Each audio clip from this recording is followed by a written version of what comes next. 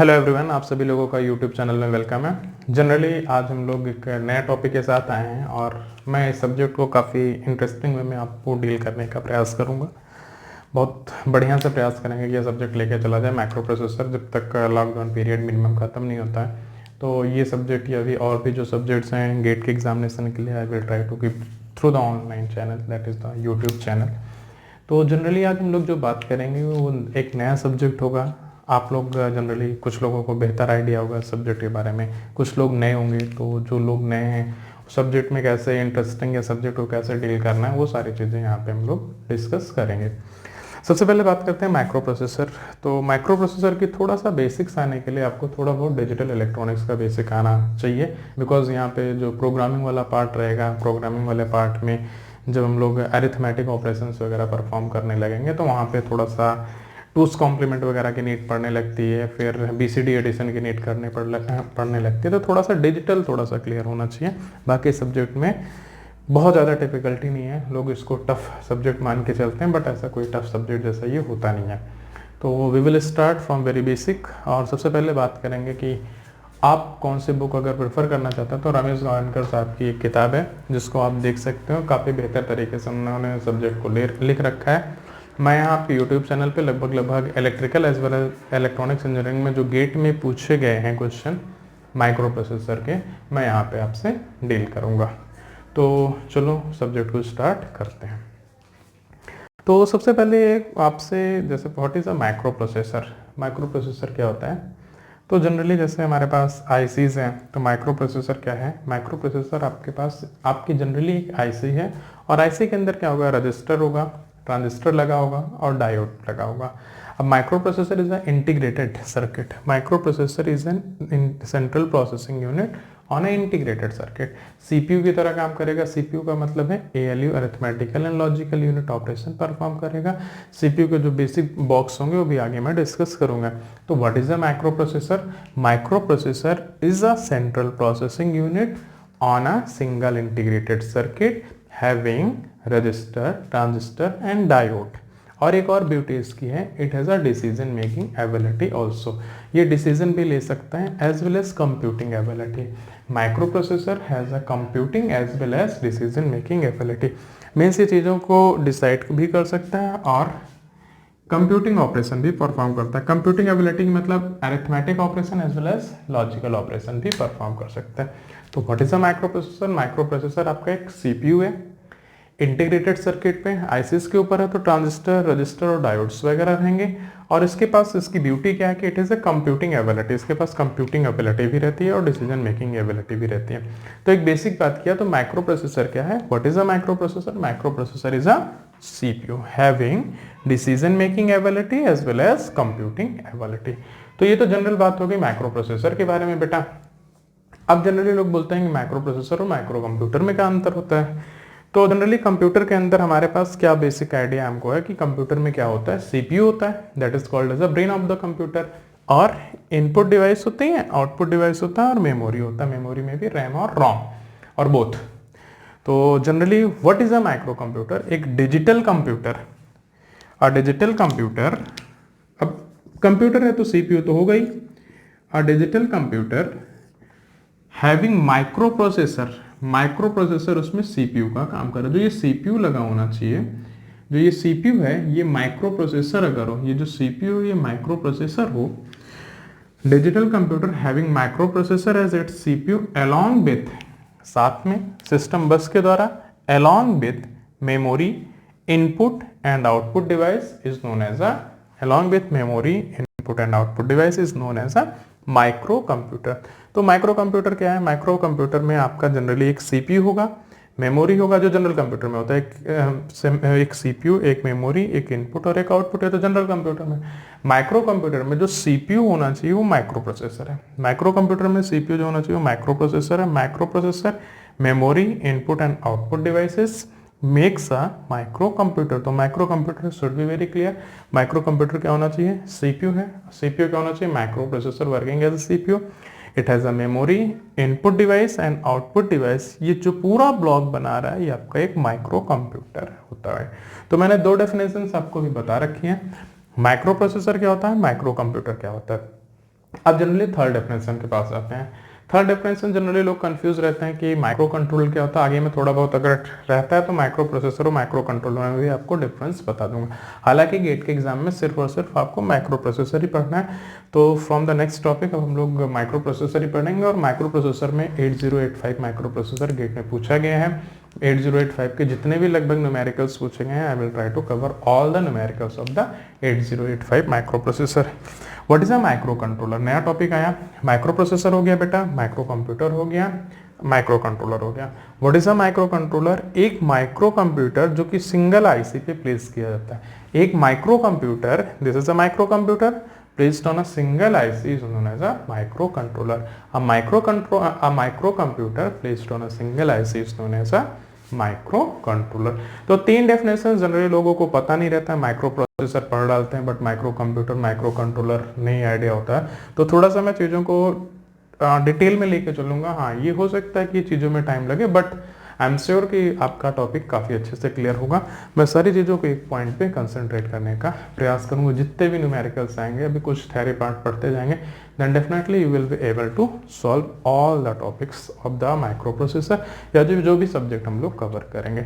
यहाँ मैं प्रयास करूंगा कि अब जैसे माइक्रो प्रोसेसर को उठाया तो माइक्रो प्रोसेसर का जितना भी न्यूमेरिकल पार्ट है या आफ्टर इसके बाद हम लोग जो भी नए सब्जेक्ट को शुरू करते हैं तो उसके जितने भी गेट के पूछे क्वेश्चन आप या आपके जो रिलेटेड स्ट्रीम है उसको कवर करने का प्रयास करेंगे। हालांकि ये लेक्चर्स आपके और भी एग्जाम्स के लिए भी हेल्पफुल होंगे। साथ में मैं लगभग यहाँ पे नोट्स लिखता जाऊंगा, चाहे आप स्क्रीनशॉट ले लीजिए या एक अलग से आप नोट्स इसका बना सकते हैं। ठीक है, थैंक यू। अब हम लोग बात करेंगे कि माइक्रो प्रोसेसर के कुछ एग्जांपल्स के बारे में। कितना एड्रेसिंग कैपेसिटी है, कितने पिन की आईसी वगैरह है, छोटे छोटे एग्जाम्स में जनरली पूछ लिया जाता है। अगर हम लोग यहाँ पे कुछ एग्जाम्पल लेके शुरू करते हैं तो एकदम शुरू से पहले माइक्रो प्रोसेसर से चीज़ों को इंट्रोड्यूस किया जाता है। सबसे पहले यहाँ पे नाम रहेगा कौन कौन सा माइक्रो प्रोसेसर है, उसके बाद क्या वर्ड लेंथ है, देन एड्रेसिंग कैपेसिटी क्या है, फिर कितने नंबर ऑफ पिन्स का यूज़ किया जा रहा है यहाँ रहेगा। पूछा जाता है पीएसएस में 8085 में कितने पिन्स रहती हैं, तो 8085 एज अ 40 पिन आईसी। तो ऐसे 4004 का भी पूछ सकता है, 8086 का पूछ सकता है। तो यहाँ कुछ चीज़ों को डिस्कस करते हैं। 4004 ये आपका फर्स्ट माइक्रो प्रोसेसर था। जनरली 1971 के आसपास ये इंट्रोड्यूस किया गया था इंटेल कॉर्पोरेशन के द्वारा। किस टेक्नोलॉजी का यूज करता है ये भी हमसे पूछा जा सकता है। पीमॉस, एनमॉस, पीमॉस, सीमॉस होता है। तो जनरली ये आपका पीमॉस टेक्नोलॉजी को यूज करता है। हालांकि इतनी डिटेल में नहीं पूछा जाएगा। पीमॉस टेक्नोलॉजी को यूज करके 4004 माइक्रो प्रोसेसर बना। कितने बिट का माइक्रो प्रोसेसर है sir? Word length is the 4 bit micro processor. Addressing capacity 640 bytes, ये आपकी एड्रेसिंग कैपेसिटी है किसकी? 4004 माइक्रो प्रोसेसर की। नंबर ऑफ पिन्स, कितने पिन का माइक्रो प्रोसेसर है? 16 पिन का माइक्रो प्रोसेसर है। उसके बाद सेकंड माइक्रो प्रोसेसर के सेकंड चांस आता है, दैट इज द 4004 के बाद 8008। कितने बिट का माइक्रो प्रोसेसर है? वर्ड लेंथ क्या है? वर्ड लेंथ बताता है कितने बिट का माइक्रो प्रोसेसर है, that is of 8 bit micro processor.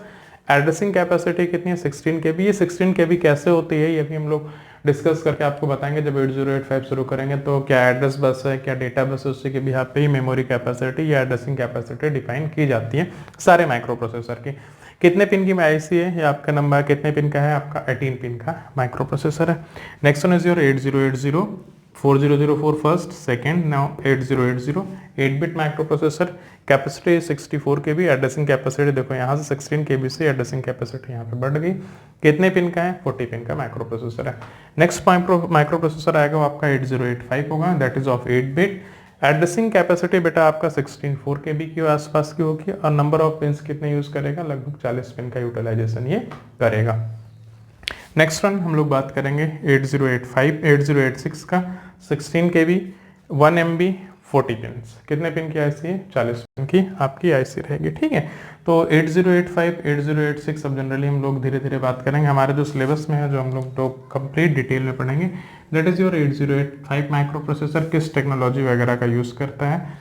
अब आगे के टॉपिक में ये तो मैंने माइक्रो प्रोसेसर के एग्जाम्पल दे दिया। माइक्रो प्रोसेसर क्या है? माइक्रो प्रोसेसर आपका CPU है, एक आईसी के ऊपर इंप्लीमेंट किया जाता है, एक इंटीग्रेटेड सर्किट है। अब इंटीग्रेटेड सर्किट में रजिस्टर रहेगा, आपका डायोड रहेगा और ट्रांजिस्टर रहेगा। और microprocessor as a decision making as well as computing, मतलब कंप्यूटिंग ऑपरेशन और डिसीजन लेने की एबिलिटी रहती है, तो माइक्रो प्रोसेसर कहलाता है। ये कुछ माइक्रो प्रोसेसर के मैंने एग्जांपल दिए। 4004 फर्स्ट माइक्रो प्रोसेसर है, इंटेल कॉर्पोरेशन के द्वारा बनाया गया था। उसके बाद 8008 आता है, देन 8080 आता है, देन 8085, देन 8086। तो ये माइक्रो प्रोसेसर का सीक्वेंस चल रहा है, कितने बिट की माइक्रो प्रोसेसर है, कितने पिंस का यूज़ करेगा, कितनी एड्रेसिंग कैपेसिटी, ये थोड़ा सा आप भी बना लीजिएगा, नोट्स में इंपॉर्टेंट रहता है एग्जामिनेशन के लिए, ठीक है। सीक्वेंस वही सीक्वेंस मैंने जैसा बोल रखा है बोर्ड पे मैं नोट कराता जाऊंगा, आप प्लीज़ इसको नोट करते रहिएगा, ठीक है।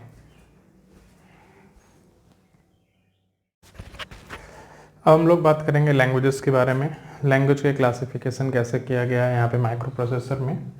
लैंग्वेज को बेसिकली दो पार्ट में क्लासीफाई करते हैं, जनरली लो लेवल लैंग्वेज और high level language.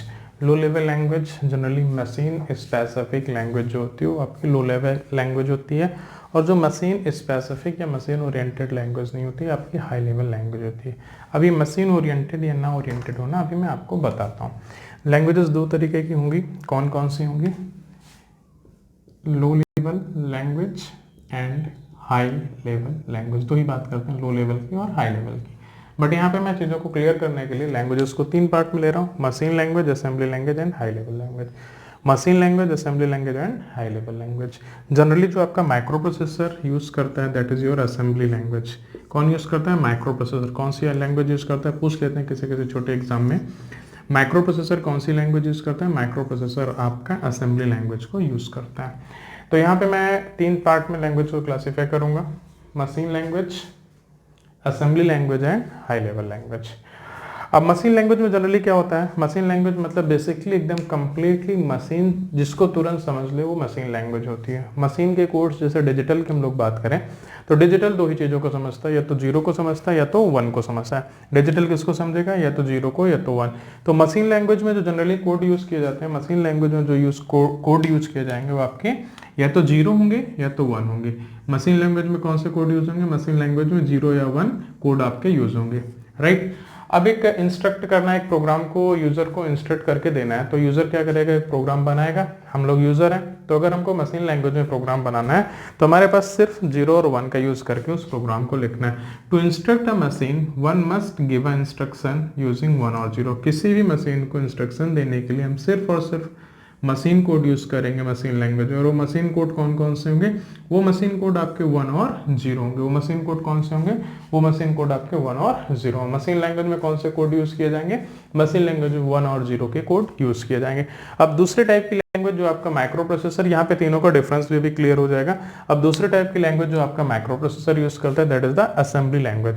Assembly language लगभग मशीन लैंग्वेज से थोड़ा सा इम्प्रूव्ड वर्जन है। असेंबली लैंग्वेज में क्या है कि हम जो प्रोग्राम लिखेंगे उसमें इंग्लिश के वर्ड्स यूज़ करेंगे। असेंबली लैंग्वेज में जो प्रोग्राम होंगे, थोड़ा सा अगर हम लोग बात करें जैसे MBI A57H, MBI B 39H, ADD-B, तो जो जनरली लैंग्वेजेस यूज़ हो रही हैं MBI A, MBI B, ये आपका इंग्लिश टाइप का वर्ड है जिसको हम लोग समझ सकते हैं कि ये क्या कहना चाह रहा है थोड़ा बहुत। हालांकि इसका एक हेक्स कोड होता है, वो कहाँ पे होता है मैं बताऊंगा।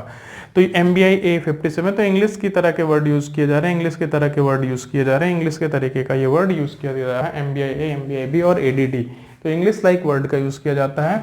अब हम लोग असेंबली लैंग्वेज की बात कर रहे हैं। असेंबली लैंग्वेज में यूज़र को अगर प्रोग्राम लिखना है, अगर यूज़र को एक प्रोग्राम लिखना है तो किसका यूज़ करेगा, यूज़र जो प्रोग्राम लिख रहा है वो असेंबली लैंग्वेज में किसका यूज़ करेगा, इंग्लिश लाइक कैरेक्टर या इंग्लिश लाइक वर्ड का यूज़ करेगा।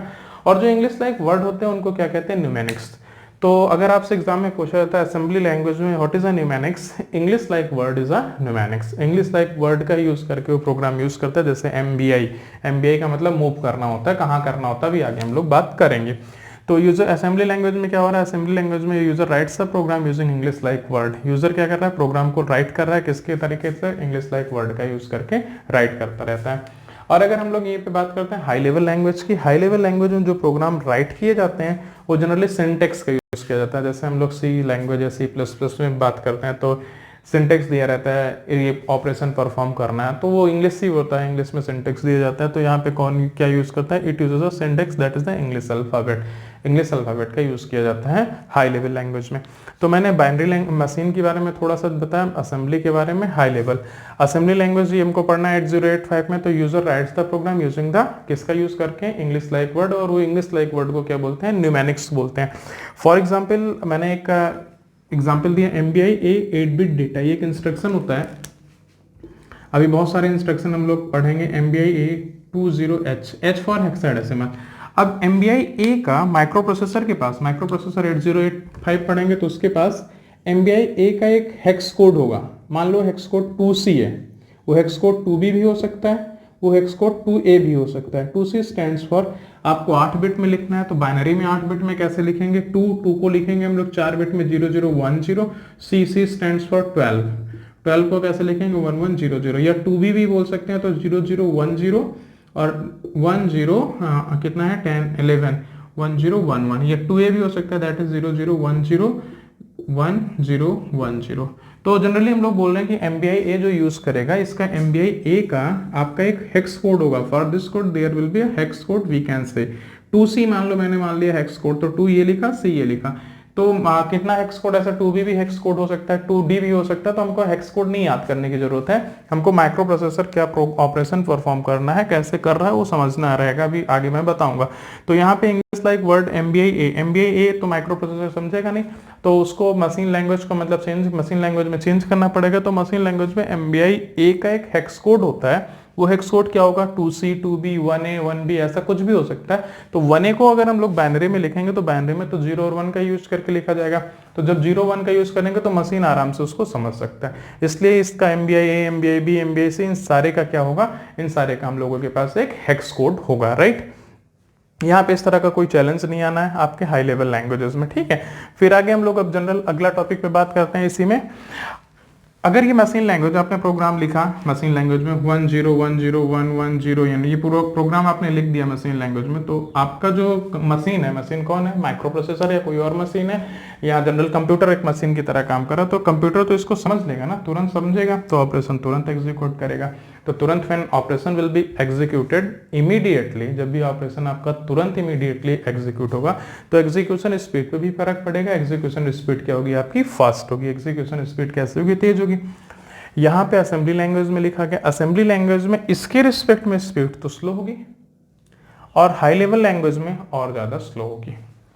फिर प्रोग्रामिंग इज डिफिकल्ट। अब भैया कोई हमको प्रोग्राम लिखना हो, बाइनरी में लिखना 1010111100, तो it is very tough for the user. User के लिए इसमें किस लैंग्वेज में, आपका मशीन लैंग्वेज में यूजर के लिए प्रोग्रामिंग बहुत टफ है, बिकॉज हम लोग इंग्लिश जानते हैं तो इंग्लिश में जनरली हम लोग प्रोग्राम को लिख सकते हैं, जबकि यहाँ पे मशीन लैंग्वेज में हम लोगों को पूरे प्रोग्राम 10101010 के फॉर्मेट में लिखना है, तो ये हमारे लिए कठिन काम हो जाएगा। जबकि असेंबली लैंग्वेज में हम जो लोग यूज कर रहे हैं वो आपका एक MBI A 8-bit data means, हम लोग असेंबली लैंग्वेज में इंग्लिश लाइक वर्ड यूज कर रहे हैं, और इंग्लिश लाइक वर्ड हमारे लिए आसानी से लिखना आसान होता है। तो यहाँ पे क्या हो जाएगा, प्रोग्रामिंग इज स्लाइटली डिफिकल्ट, थोड़ा सा टफ रहता है, जबकि हाई लेवल में प्रोग्रामिंग बहुत ज्यादा इजी रहती है। हाई लेवल में प्रोग्रामिंग जो जिनको समझ में आता है उनके लिए इजी होती है। फिर मशीन लैंग्वेज में debugging is difficult. What is the debugging, debugging error को डिटेक्ट करना और उसको करेक्ट करना, एरर को डिटेक्ट करना और उसको रेक्टिफाई करना आपका डिबगिंग कहलाता है। अब ये मशीन लैंग्वेज में एक प्रोग्राम लिखा गया है कुछ इस तरीके से 0101, तो ये हमारे लिए बड़ा टफ हो जाएगा कि प्रॉब्लम किस बिट में आ रही है, तो इसलिए बोलते हैं डिबगिंग इज डिफिकल्ट। जब हम लोग डिटेक्ट नहीं कर पाएंगे तो करेक्ट भी नहीं कर पाएंगे। तो डिबगिंग किस में डिफिकल्ट है, डिबगिंग डिफिकल्ट हो जाता है आपका किस लैंग्वेज में, आपके मशीन लैंग्वेज में डिबगिंग डिफिकल्ट हो जाती है काफी ज्यादा, जबकि दूसरी लैंग्वेज में डिबगिंग थोड़ा सा आसान होती है। असेंबली लैंग्वेज में डिबगिंग स्लाइटली डिफिकल्ट है, इसके रिस्पेक्ट में आसान है, और यहाँ पे हाई लेवल में एरर डिटेक्शन और करेक्शन काफी आसान हो जाता है। हाई लेवल के एग्जांपल्स में आपका आ जाता है, हाई लेवल लैंग्वेज के एग्जांपल में C++ और जावा वगैरह आ जाता है, जबकि लो लेवल के एग्जांपल्स में आपकी मशीन लैंग्वेज और असेंबली लैंग्वेज। असेंबली लैंग्वेज में 8085 माइक्रो प्रोसेसर की जो लैंग्वेज है वो असेंबली लैंग्वेज है, तो आपका 8085 भी आ सकता है, कोई और माइक्रो प्रोसेसर भी आ सकता है। अब एक बहुत इंपॉर्टेंट डिफरेंस रहता है लो लेवल लैंग्वेज और high level language. High level language जो होती है वो आपकी मशीन स्पेसिफिक लैंग्वेज नहीं होती है, और जो लो लेवल लैंग्वेज होती है वो मशीन स्पेसिफिक लैंग्वेज होती है। अब मशीन स्पेसिफिक लैंग्वेज का मतलब क्या होता है, जैसे आपने लो लेवल लैंग्वेज की बात की, अगर आपने कोई प्रोग्राम किसी प्लेटफॉर्म पे विंडो 10 या विंडो या XP पे बनाया है, हाई लेवल में विंडो 10 या एक्सपी पे कोई प्रोग्राम बनाया है तो वो आपका जो प्रोग्राम है वो एक्सपी पे भी रन कर सकता है, विंडो 10 पे भी रन कर सकता है। मतलब अगर आपने प्लेटफॉर्म को चेंज किया है, आपने प्लेटफॉर्म चेंज किया है, एक प्लेटफॉर्म से दूसरे प्लेटफॉर्म पे जा रहे हैं, तो प्रोग्राम यहाँ हाई लेवल में अगर बना है तो प्रोग्राम आपका रन करेगा। जबकि अगर वही प्रोग्राम आपका लो लेवल में बना है, लो लेवल का मतलब है मशीन लैंग्वेज या असेंबली लैंग्वेज में बना है, 8085 की प्रोग्रामिंग की गई, तो अगर 8085 की प्रोग्रामिंग है तो सिर्फ 8085 की ही मशीन में चलेगी, किसी दूसरी मशीन में नहीं चलेगी। तो मतलब ये है कि अगर आपने लो लेवल में प्रोग्राम बनाया और आपने प्लेटफॉर्म चेंज किया, मतलब मशीन का प्लेटफॉर्म चेंज किया, एक मशीन 8085 है, एक मशीन 8086, अगर आपने प्लेटफॉर्म बदला है तो आपका जो ऑपरेशन है उस पर फर्क पड़ने लगेगा, मतलब वो वर्क नहीं करेगा। मशीन स्पेसिफिक लैंग्वेज का मतलब है कि ये मशीन पे ही मतलब 8085 के लिए बना है और ये 8086 के लिए बना है। अगर मशीन आपने चेंज किया तो वो जो प्रोग्राम है वो नहीं रन करेगा। जबकि हाई लेवल लैंग्वेज में जो एडवांटेज है, चाहे C++ या जब चाहे XP पे बात करें या फिर विंडो 10 की बात करते हैं, अगर हम लोग प्लेटफॉर्म को चेंज करते हैं, प्लेटफॉर्म को चेंज करने के बाद भी वो आपका रन करेगा, प्लेटफॉर्म को चेंज करने के बाद भी वो आपका जनरली आराम से रन करेगा। तो यहाँ से बात किया लो लेवल और हाई लेवल के बारे में। अब यहाँ पे देखो हमको किसी भी प्रोग्राम को जनरली मशीन लैंग्वेज में चेंज करना रहता है, तो यहाँ पे मशीन लैंग्वेज में जो चीजें हैं, मशीन लैंग्वेज में 101010 में आता है, तो ये तो आसानी से कंप्यूटर समझ जाएगा। यहाँ पे इंग्लिश लाइक वर्ड को यूज करना है, बट जो जिसको पढ़ना है वो आपको 10 समझता है, तो यहाँ पे एक कन्वर्टर की जरूरत पड़ेगी। वो क्या होता है, असेंबलर का रिक्वायरमेंट होगा। असेंबलर क्या करेगा, असेंबली लैंग्वेज को मशीन लैंग्वेज में बदलने का काम करेगा। यहाँ पे असेंबली लैंग्वेज में असेंबलर की रिक्वायरमेंट होगा जो कि मशीन लैंग्वेज में बदल देगा। यहाँ पे भी एक इंटरप्रेटर की जरूरत पड़ेगी जो पूरी की पूरी हाई लेवल लैंग्वेज को आपको मशीन लैंग्वेज में कन्वर्ट करने का काम करेगा।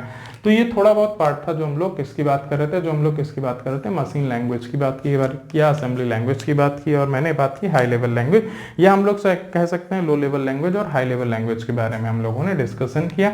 लो लेवल लैंग्वेज जो आपकी लैंग्वेज है जो मशीन ओरिएंटेड या मशीन स्पेसिफिक लैंग्वेज है, मतलब अगर एक मशीन के लिए बनाया तो सिर्फ और सिर्फ उसी मशीन पे काम करेगी, दूसरी मशीन पे नहीं काम करेगी। जबकि अगर आपने हाई लेवल लैंग्वेज पे प्रोग्राम बनाया है और अगर आपने प्लेटफॉर्म को चेंज किया, एक प्लेटफॉर्म से दूसरे प्लेटफॉर्म पे जा रहे हो, तो डेफिनेटली वो वर्क करेगा। तो हमारा हाई लेवल लैंग्वेज में बना हुआ प्रोग्राम अगर 10 पे बना है, विंडो 10 पे बना है और एक्सपी पे रन करना चाह रहे हैं या फिर हम प्लेटफॉर्म बदल रहे हैं तो वो रन करेगा। जबकि हाई लेवल लैंग्वेज में, जबकि लो लेवल लैंग्वेज में अगर आपने एक मशीन के लिए जो प्रोग्राम बनाया सिर्फ और सिर्फ उसी मशीन पे काम करेगा।